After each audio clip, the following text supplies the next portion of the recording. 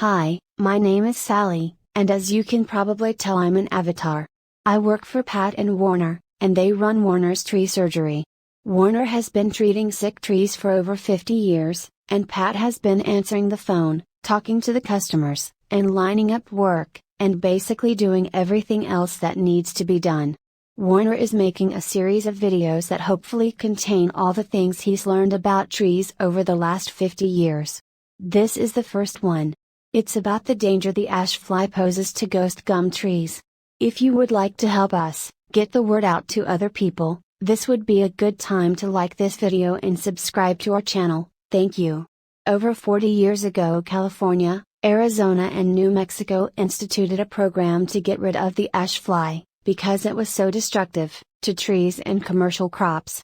The ash fly basically gets in anything with the leaf, and this tiny insect can completely defoliate at least 40 species of trees.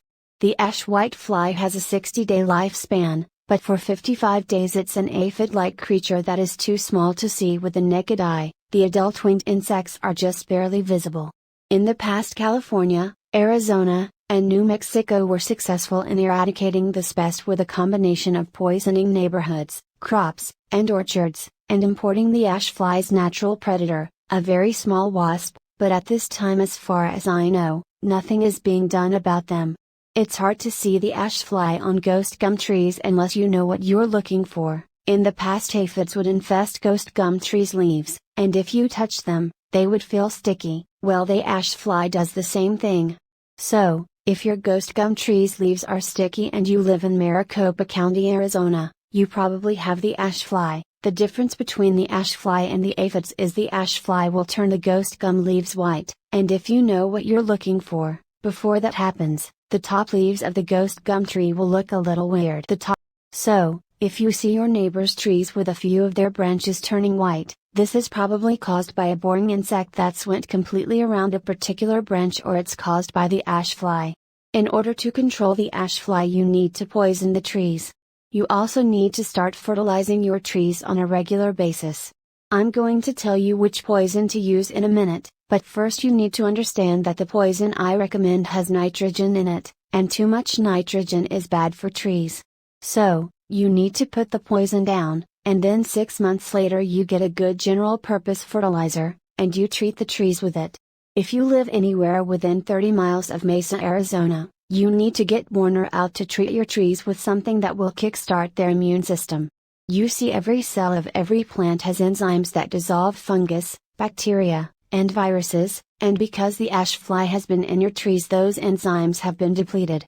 So, Warner needs to inject medicines into the tree that will kickstart the healing process right away.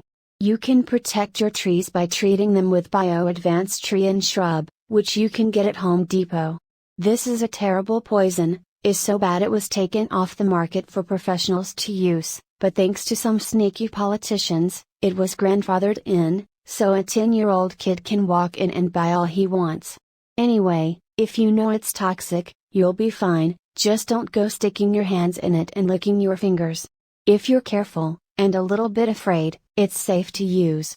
If you use the liquid, you pour the amount you need in a bucket with water, and you put the water down close to the base of the tree, and then you water it in. If you use the powder, you put the powder down close to the base of the tree and then you water it with a sprinkler. If a little dog licks it up before it's dry, it will kill the little dog. So, make sure animals and children are kept away from it until it's dry. You only need to put it down once a year, and in 3 years, if you do it yearly, you will not only get rid of the ash fly, but it will also get rid of all the boring insects in a tree.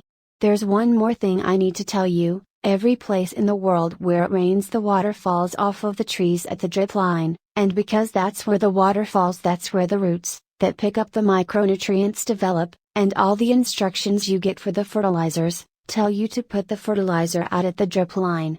In Maricopa County, Arizona, the roots have developed where the tree has been getting water all its life, and that's where you need to put the fertilizer.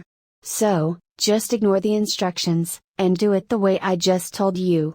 Also, while we're on the subject, our garages and sheds get 140 degrees in the summertime. This damages the fertilizer, so you need to keep the fertilizer someplace cool in the summer, And if you've got fertilizer that's been in the garage or shed in the summertime, you need to get rid of it. Well, that's about it. I hope this helps you with your trees. Please subscribe to this channel and hit like, and if you live within 30 miles of Mesa, Arizona and you want Warner to come out and look at your trees, just give us a call. The number is 480-969-8808. Thanks and goodbye.